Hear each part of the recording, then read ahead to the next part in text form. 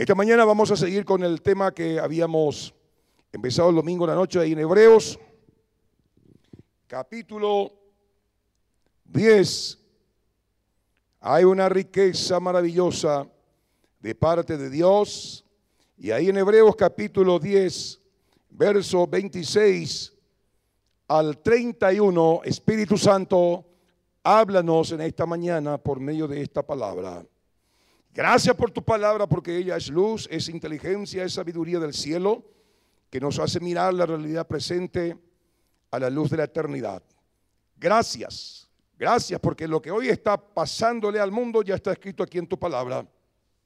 Y nosotros en este marco, en este contexto de confusión, en este marco, en este contexto donde el mundo está controlado por el maligno, moralmente hablando, económicamente hablando, en términos de religión, en términos de ideología, en términos de doctrina, tú y yo tenemos la luz, hermano, de la palabra. Padre, gracias por tu palabra, y abrimos el corazón para recibir tu palabra en el nombre de Jesús. Y el pueblo dice, amén. Hay Hebreos capítulo 10, 26 al 31, el título dice, advertencia contra aquel que peca deliberadamente.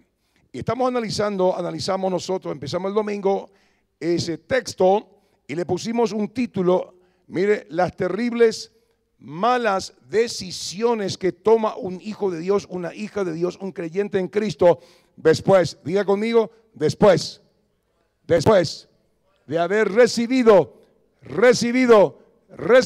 el conocimiento de la verdad.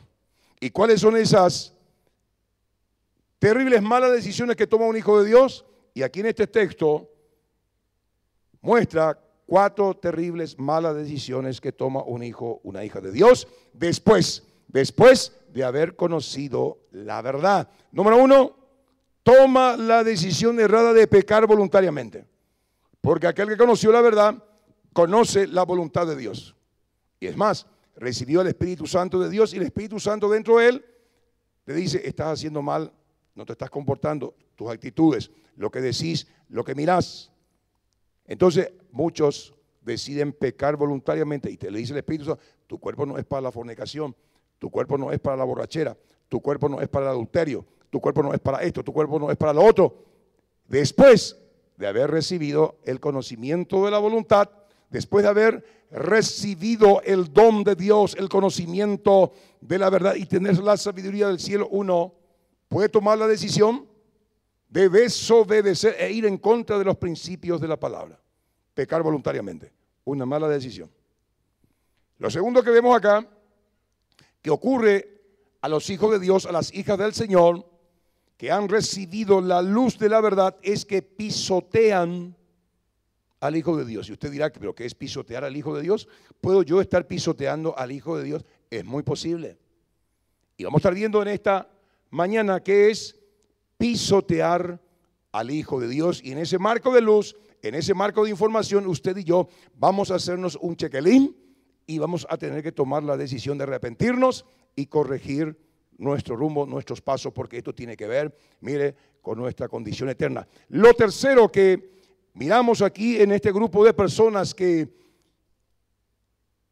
toman una decisión errada, equivocada, después de haber conocido la verdad, no es que solamente deciden pecar voluntariamente, no es que simplemente deciden pisotear al Hijo de Dios, sino que también toman por inmunda la sangre del pacto por medio del cual fuimos justificados, santificados. Justificado lleva la idea, por medio de esa sangre, por medio de ese sacrificio, Dios bajó el martillo y te declaró inocente, siendo pecador, siendo nosotros malos. ¿Y santificación qué significa? Nos separó del mundo el mal que estaba alrededor y el mal que estaba adentro. Santificación, somos del Señor. Esa sangre hizo propicio y muchos tienen por inmunda. ¿Y qué es tener por inmunda la sangre del Cordero? Ese va a ser el tema en esta noche.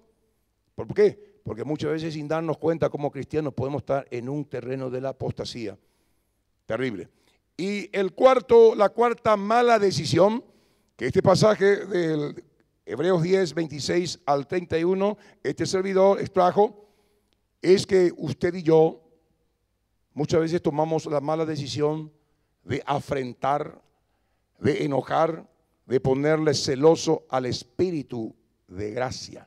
Al Espíritu de gracia, El espíritu de gracia no es un viento, no es una influencia, es una persona que trae la bendición de Dios, ejecuta la bendición que Jesús logró ahí en el Calvario para todos nosotros en el ámbito físico, almático, espiritual, económico, etcétera, etcétera. Le enojamos al espíritu de gracia y esa es una mala y terrible decisión. Y el punto número 5 es que hay consecuencias para aquel que peca voluntariamente, hay consecuencias para aquel que pisotea al Hijo de Dios, hay consecuencias para aquel que tiene por inmundo la sangre del Cordero, hay consecuencias para aquel cristiano, para aquella cristiana que afrenta al espíritu de gracia, hay consecuencias. Cae en las manos del Dios vivo y verdadero, del Dios todopoderoso, bajo la rabia y el celo de Dios, castigo y juicio para los apóstatas.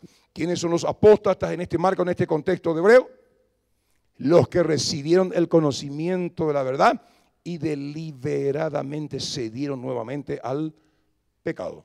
Y a partir del versículo 32 al 39, ahí el apóstol presenta a otro grupo de personas. El primer grupo de personas son aquellos que han pecado o deciden pecar voluntariamente, pisotean al Hijo de Dios, tienen por inmundo la sangre del Cordero, afrentan al Espíritu de gracia, van a recibir castigo, van a recibir, mire, en consecuencia de su mala conducta por haber rechazado la única provisión de Dios para salvación y para perdón de pecados, son los apóstatas. Después de haber recibido el conocimiento de la verdad. Y usted dirá, pero pastor, yo tengo un vecino que es un asesino, que es un violador, que es esto, que es lo otro. Ellos no recibieron el conocimiento de la verdad. Van a ser enjuiciados. Pero la Biblia dice, uno de los juicios es, mayor castigo va a recibir aquel que después de haber recibido el conocimiento de la verdad, voluntariamente va y fornica y sabe que no tiene que fornicar. Voluntariamente peca y sabe que no tiene que pecar. Voluntariamente miente, murmura, acusa, adultera, etcétera, corrompe su alma mirando cosas que no tiene que mirar voluntariamente. Ese tipo de cristiano que después de que conoció la verdad, mire, está hablando de una apostasía moral y de una apostasía teológica. Se han apartado, ya no existe más remedio por el pecado. Dice, ya no hay más sacrificio por ese tipo de personas que voluntariamente, porque el único sacrificio que limpia el alma y que aceptó Dios para el perdón de nuestros pecados y declararnos inocentes es el sacrificio de Cristo. El 8 de diciembre muchos van a hacer sacrificio para obtener el favor de Dios, el perdón de Dios. No hay otro sacrificio. Cuando rechazamos el sacrificio de Cristo, y usted y yo, ya tenemos conocimiento que el único sacrificio que quita el pecado es el sacrificio de Cristo. Su sangre preciosa derramada. Pero acá hay otro grupo de personas, el cual usted y yo pertenecemos. Aquellos hijos del Señor que hemos recibido el conocimiento de la verdad. Vienen las tribulaciones, vienen las burlas, los escraches, la resistencia, problemas en el hogar, problemas en el matrimonio, problema en la familia, problema económico por causa de Cristo. Y aquí nos menciona la palabra que muchos fueron arrojados, pasaron vergüenza por causa de Cristo. De sus bienes fueron despojados por causa de Cristo.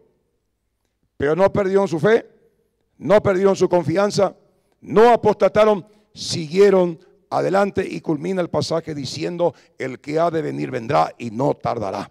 Y el justo por la fe vivirá. Y si retrocediere, no agradará a mi alma. Pero usted y yo somos de aquellos que no retrocedemos para salvación y no para perdición. ¿Qué nos está diciendo acá? ¿A qué grupo de personas perteneces? A los que vienen los problemas, vienen las tribulaciones y te arrugas y te vas nuevamente al mundo. O de aquellos que toman esas circunstancias adversas, se toman de la palabra, creen a la palabra y dicen, Señor, yo sé que mi fe está siendo probada. Señor, yo sé que mi amor está siendo probado. Y en las buenas y en las malas, con la heladera llena o con la heladera vacía, en las buenas y en las malas yo te voy a servir, te voy a amar. Y el Señor te dice, vengo pronto a recompensar tu fe. No pierdas tu fe porque tiene gran galardón. Qué buena palabra esto en este marco, en este contexto, donde hay tanta apostasía, donde la gente no quiere comprometerse con Dios como si fuera que Dios es, qué sé yo, un déspota, un tirano, un dictador. Hace esto, te va al infierno, hace lo otro, te va al infierno. No. Dios nos ofrece servirle porque te va a recompensar grandemente. Y estamos hablando del creador del universo entero, Estamos hablando de aquel que dio su vida en la cruz del Calvario. Estamos hablando de aquel que compartió su herencia y nos demostró dando su vida en el Calvario. ¿Cómo no nos dará Dios con Jesús todas las cosas? Dice. Bueno, puntualmente, ¿están conmigo? Puntualmente entonces vamos a hablar aquí la segunda terrible mala decisión que se toma o toma un cristiano después de haber recibido el conocimiento de la verdad. ¿Cuál es esa mala y terrible decisión? Pisotear al Hijo de Dios. ¿Qué es pisotear al Hijo de Dios? Es considerar que Jesús fue simplemente un hombre común y corriente, no el Cordero de Dios. Hay muchas personas, mire, que sin quererlo, consciente o inconscientemente, los de afuera, pero aquí está hablando los de adentro, los que recibieron el conocimiento de la verdad, tienen en poco el sacrificio de Cristo, están despreciando el sacrificio de Cristo, conocieron la verdad, degustaron del don del Espíritu Santo, pero recayeron. Eso es pisotear la obra, es despreciar la obra de Cristo en la cruz del Calvario. Al Hijo de Dios, tenerlo como un hombre común, vulgar y silvestre, como le tiene la historia, la filosofía, las doctrinas que no son cristianas, le tienen a Jesús simplemente como un revolucionario, como un hombre más. No, Él ha sido y es el Hijo de Dios. ¿Qué dice la Biblia al respecto? Vamos a Isaías 7:14. Ojalá nos dé el tiempo para tocar todo esto, porque es pura doctrina. Isaías 7:14, que dice: por tanto el Señor mismo os dará señal. He aquí que la Virgen concebirá y dará a luz un hijo y llamará su nombre Emmanuel, que quiere decir Dios con nosotros. Punto número 1. Jesús no fue un hombre corriente, un hombre normal, común y silvestre. Fue el Hijo de Dios. Mira la característica. El profeta anuncia 740 años antes que Cristo diera su primer habla, ahí en el pesebre, ahí en Belén, delante de las vacas y alrededor de las ovejas. Fue anunciado su nacimiento 740 años antes. Característica número 2. He aquí que la Virgen concebirá. La Virgen, ¿cómo va a concebir una Virgen? ¿Cómo se va a embarazar una Virgen? Tiene que haber contacto humano, tiene que haber el hombre puesto su semilla. Esa es la manera natural, pero Dios te va a dar una señal. Digo, Él aquí, la Virgen va a concebir, porque Jesús no fue concebido por medios humanos. José no puso su semilla, sino que el Dios Padre, ahí como habla en Lucas, le dice a María: María, el poder del Altísimo vendrá sobre ti y el santo ser que nacerá será llamado Hijo del Dios Altísimo. José no intervino ningún soldado romano, fue la semilla del Dios Padre que se puso en el vientre de María y nació Jesús. No es un hombre común, vulgar y silvestre por este. Vamos a otro texto, bien rápido, corro. Jesús fue concebido de una manera sobrenatural. Isaías 9, 6, 7. Jesús es el Dios fuerte, porque un niño nos es nacido, hijo nos es dado y el principado sobre su hombro, y se llamará su nombre admirable, consejero, Dios fuerte, Padre eterno, príncipe de paz. El mismo niño que iba a concebir la Virgen. Aquí Isaías va ampliando un poquito más de las características de Jesús, que luego se cumple 740 años después. Lo dilatado de su imperio y la paz no tendrá fin ni límite sobre el trono de David y sobre su reino, poniéndolo y confirmándolo en juicio y en justicia desde ahora y para siempre. El celo de Jehová de los ejércitos hará esto. ¿De qué estamos hablando? Estamos hablando de los apóstatas. ¿Quiénes son los apóstatas? Que habiendo recibido la luz, habiendo recibido el conocimiento de la verdad, deliberadamente pecan. ¿Y pecan de qué forma, de qué manera? Despreciando al Hijo de Dios, despreciando su sacrificio. Tal vez no lo digan con palabras insultándolo, pero con sus actitudes, con su conducta, están negando y pisoteando, despreciando el sacrificio de Cristo que hizo en la cruz del Calvario por sus pecados, por nuestros pecados, porque es el único sacrificio que nos libra de la condenación eterna. Eso es pisotear al Hijo de Dios. Y yo estoy mostrándole por medio de estos versículos que Jesús no era un hombre común, vulgar y silvestre, era Dios mismo envuelto en la carne. Vamos a otro pasaje. San Juan 1:29. Juan, ya entramos en el Nuevo Testamento, le ve a Jesús. Su primo era Juan el Bautista, estaba bautizando. Dice: y el siguiente día vio Juan a Jesús, que venía él, y dijo, dio testimonio: he aquí el Cordero de Dios que quita el pecado del mundo. Juan está hablando que Jesús no vino simplemente para quitar el pecado del pueblo de Israel. Vino a quitar tu pecado, vino a quitar mi pecado. Y aquí estamos probando bíblicamente que Jesús no era un hombre corriente, un hombre común y silvestre, era el mismísimo Hijo de Dios envuelto en la carne, que vino ¿para qué? Para quitar nuestros pecados, no para cubrir nuestros pecados, porque la sangre de los animales en el tiempo pasado cubría nuestros pecados. Jesús vino, derramó su sangre, ahora el pecado es sacado de nuestros corazones por el poder de Dios. ¿Está conmigo? ¿Qué es pisotear al Hijo de Dios? Negar todo esto. Mire, después de usted recibir esta información y usted va a poner su confianza en otro, se aparta, usted está apostatando y usted está recibiendo el conocimiento de la verdad. Tu confianza, tu esperanza tiene que estar en Cristo, porque dice Hechos 4:12, en ningún otro hay salvación, porque Dios no dio otro nombre, no dio otro nombre debajo del cielo a los hombres por medio del cual podemos ser salvos. Solamente el nombre poderoso de Jesús, el que quita el pecado del mundo. Miren lo que dice Colosenses 1:15-23. ¿Qué estamos haciendo? Estamos hablando y dando argumentos para que usted y yo no apostatemos, es decir, no cometamos el error y el pecado de pisotear y de despreciar el sacrificio de Cristo, porque el amor de muchos se va a enfriar por causa de la maldad, y estamos en esos tiempos. Mira lo que dice aquí la palabra respecto a Jesús. Pablo dice, Él es la imagen del Dios invisible, el primogénito de toda la creación, hablando de Jesús, porque en Él fueron creadas todas las cosas, las que hay en los cielos y las que hay en la tierra, visibles e invisibles, sean tronos, sean dominios, sean principados, sean potestades, todo fue creado por medio de Él y para Él. Él es antes de todas las cosas y todas las cosas en Él subsisten. Jesús no empezó a vivir a partir del nacimiento virginal de María, ya estuvo antes de todas las cosas. El que es el principio, el primogénito de entre los muertos, para que en todo tenga la preeminencia. Por cuanto agradó al Padre que en Él, en Jesús, habitase toda plenitud. Y por medio de Él, por medio de Jesús, no por medio de Buda, no por medio de Alá, no por medio de la religión, no por medio de tus buenas obras, sino por medio de Él, de Jesús, reconciliar consigo todas las cosas, así las que están en los cielos, así las que están en la tierra como las que están en los cielos, haciendo la paz mediante la sangre de su cruz. Aquí viene algo interesante. Versículo siguiente dice, y a vosotros. ¿Quiénes son los vosotros? Mírale por favor el que está a tu lado y decirle, nosotros somos los vosotros. Decirle, nosotros somos los vosotros.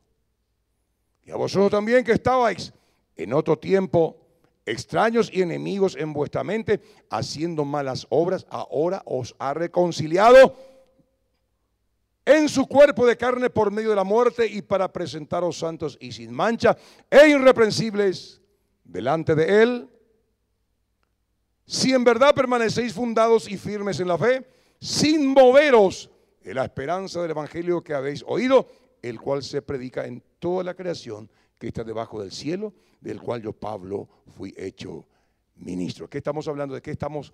¿En qué punto estamos? Estamos hablando de la gente que recibió la luz, recibió este conocimiento, pero se dio al pecado, se dejó influenciar por el mundo, dejó de tener comunión con Dios, dejó de ir a sus células, dejó de asistir a los cultos, dejó de venir a prepararse, mire aquí en la escuela bíblica, dejó de tener intimidad con Dios, y entonces el mundo fue cobrando fuerza y le fue llevando el espíritu del mundo a practicar todas aquellas cosas viejas que antes practicaba, y que fue libertado por la gracia y por la sangre del Cordero. Entonces, ¿qué pasa con estas personas? Después de haber recibido el conocimiento de la verdad, de que Cristo es el Salvador, que Cristo es el único camino al Padre, el que nos reconcilió con el Padre, si despreciamos esta verdad y andamos nuevamente en vida impura, estamos pisoteando al Hijo de Dios. Su sacrificio, estamos despreciando lo que a Él le costó su vida. ¿Para qué? Para que tú y yo no nos vayamos a la condenación. Y esa sangre y ese sacrificio que nos reconcilió con Dios. ¿Qué es pisotear al Hijo de Dios? Jesús no fue simplemente un hombre común y corriente, como el pensamiento contemporáneo lo quiere poner en ese pedestal. Y aquí estamos dando citas muy interesantes que nos muestran todo lo contrario. Entonces, Jesús es la imagen del Dios invisible. Hebreo 1, 1 al 4. ¿Están conmigo? Estamos enseñando la palabra. Dios, habiendo hablado muchas veces y de muchas maneras, en otro tiempo a los padres por los profetas, en estos últimos días, en los postreros días, a partir de la cruz, ya empezó los tiempos finales, ya hace 2000 años. En estos postreros días nos ha hablado por el Hijo, a quien constituyó heredero de todo y por quien asimismo hizo el universo, el cual, siendo el resplandor de su gloria y la imagen misma de su sustancia, y en quien sustenta todas las cosas con la palabra de su poder, habiendo efectuado la purificación de nuestros pecados por medio de sí mismo, se sentó a la diestra de la majestad en las alturas, hecho tanto superior a los ángeles, cuanto heredó más excelente nombre que ellos. Usted, cuando ora al Padre, dice: Padre, te pido en el nombre de Miguel que hagas esto, que hagas lo otro. No te escucha. Padre, te pido en el nombre del San Arcángel Gabriel. Dios no te escucha. San Rafael, te pido, Padre, en el nombre de la mamá de Jesús, la Virgen María. No te escucha. Porque quien recibió más excelente nombre que cualquier ángel, que cualquier mortal, es el Señor Jesús.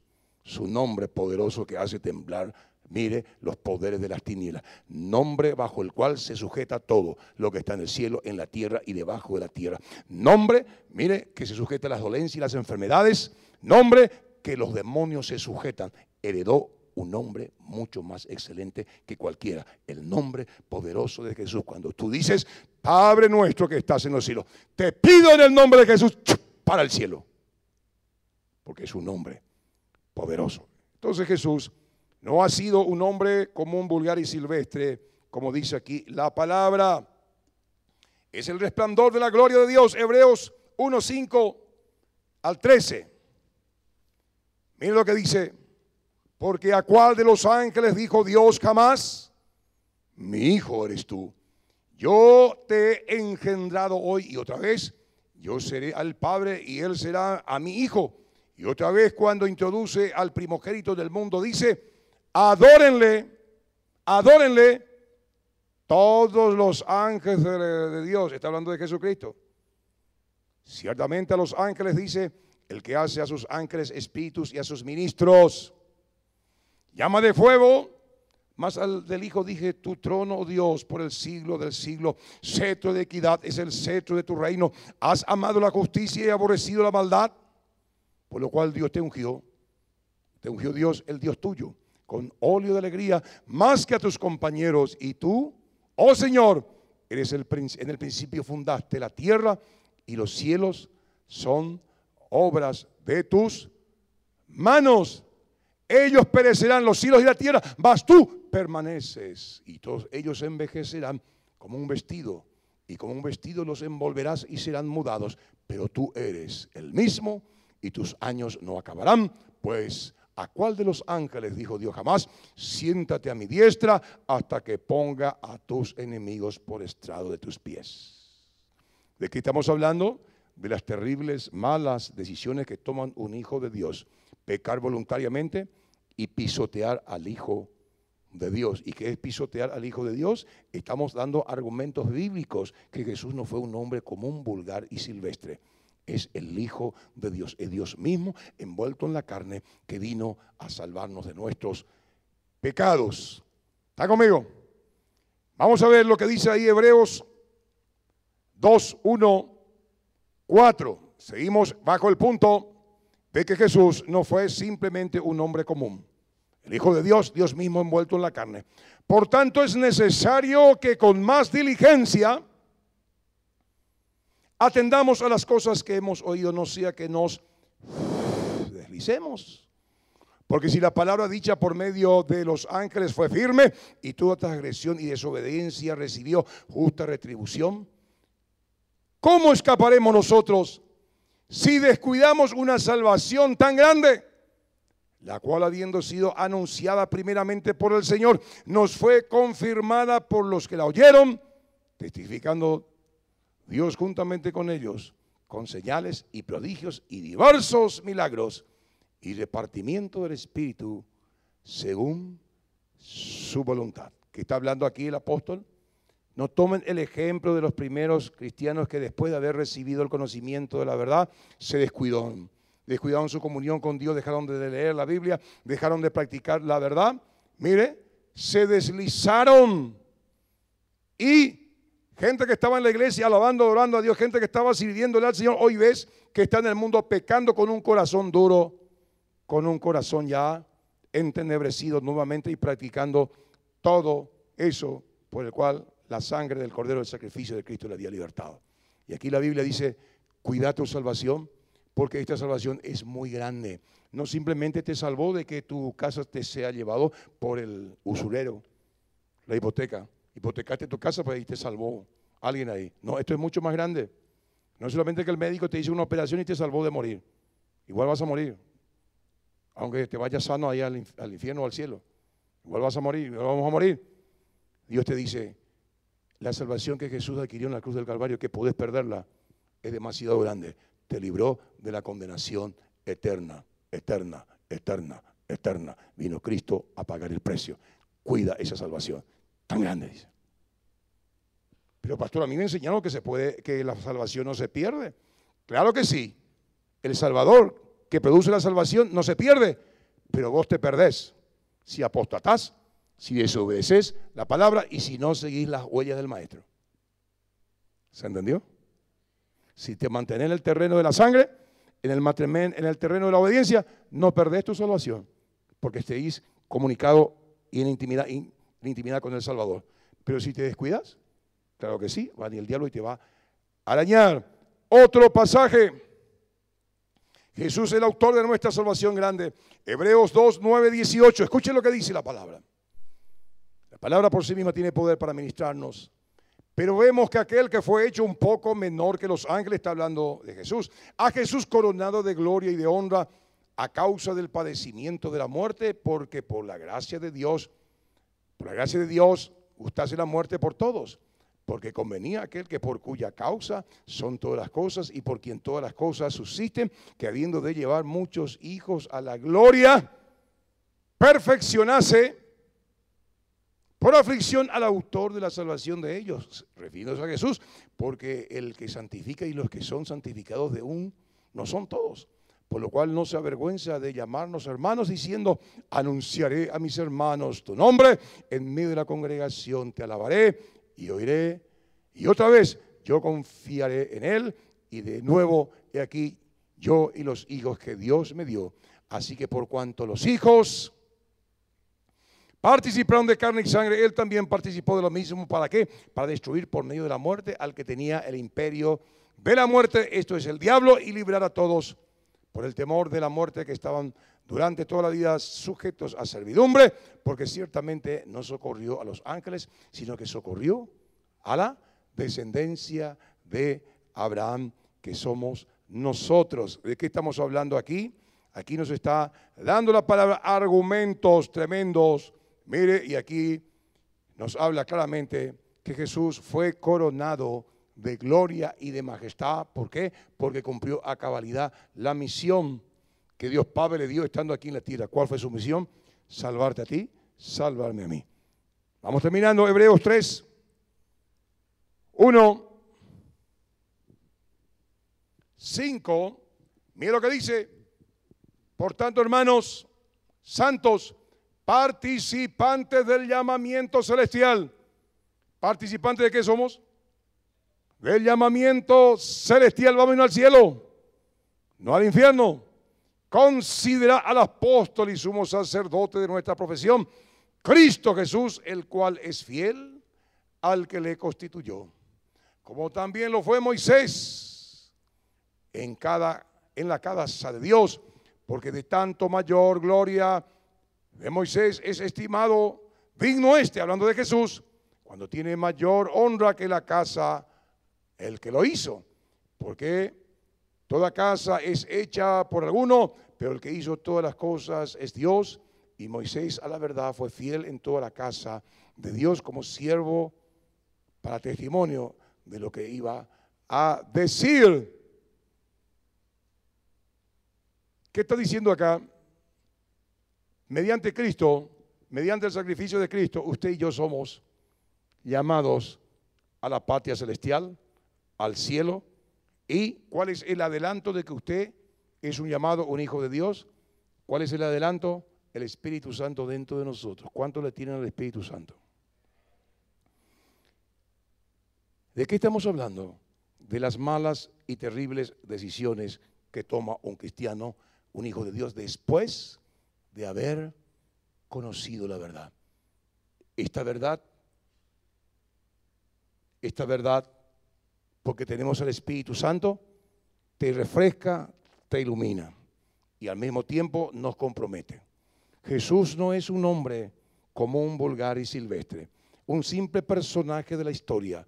Jesús es el Hijo de Dios, el nombre por medio del cual podemos ser salvos, el único sacrificio por medio del cual podemos ser libres de la condenación eterna. No hay otro nombre debajo del cielo. Hay un solo Dios y un solo mediador entre Dios y los hombres, el Señor Jesús. No se aparte, por favor, de esta verdad, porque estamos en un marco, en un contexto de mucha herejía. ¿Qué es herejía? Toda enseñanza contraria a la palabra de Dios. ¿Qué es herejía? Toda enseñanza contraria a lo que yo acabé de enseñarles. Entonces dice el apóstol: aquel que peca voluntariamente, después de haber recibido el conocimiento de la verdad. Mire, ya no queda sacrificio por el pecado, sino una horrenda expectación de Evor que va a consumir a los adversarios. Y aquí hablamos hoy una de las decisiones que muchas veces sin quererlo tomamos: pisotear, despreciar al Hijo de Dios, despreciar su sacrificio en la cruz del Calvario. Por favor, este es un tiempo donde usted y yo tenemos que estar más cerca de Jesús. Mire, meditando en la palabra, amando a Jesús, porque el que ha de venir, vendrá y no tardará. Nosotros somos del grupo, de ahí del versículo 32 al 39, del grupo de personas que a pesar de las burlas, que a pesar de haber sufrido injusticia y despojo de sus bienes, mire, insulto de la sociedad, sufrimiento, tribulación, después de haber conocido a Jesús, después de haber tenido el conocimiento de la verdad, ellos dijeron: yo me mantengo firme en esta verdad, yo me mantengo firme sirviendo a mi Creador. Jesús sufrió por mí, yo también estoy dispuesto a sufrir por él. Tu fe va a ser probada. Tu fe va a ser probada. Así que, varón, mujer, si estás pasando por algún momento difícil, internamente, exteriormente, dale gracias al Señor, porque tu fe va a ser probada. Y Dios te está mirando, te está observando cómo estás reaccionando en esa circunstancia. Simplemente, si estás pasando por un revés económico, moral, familiar, lo que fuere, pregúntate: ¿qué haría Cristo en esta circunstancia? ¿Qué haría Cristo en esta circunstancia? Y haz lo que Cristo haría y vas a obtener la victoria, y el que ha de venir vendrá y no tardará. El justo por la fe vivirá, por la fe en la palabra, y si retrocediere, dice, no agradará a mi alma, porque Dios nunca mintió. Pero nosotros no somos de aquellos que retroceden, sino de aquellos que avanzamos para salvación. En el nombre poderoso de Jesús. Padre, gracias por esta palabra. Qué hermosa es tu palabra, Señor. Hay tanto más por hablar y por decir, pero en esta mañana pedimos por tu Espíritu Santo que tú nos ayudes a ser del grupo de aquellas personas que se mantienen fieles a tu palabra a pesar de las circunstancias, a pesar de las tribulaciones. Y gracias porque nuestra fe, así como Job, va a ser probada. Te rogamos que podamos salir aprobados. En el nombre poderoso de Jesús. Amén y amén.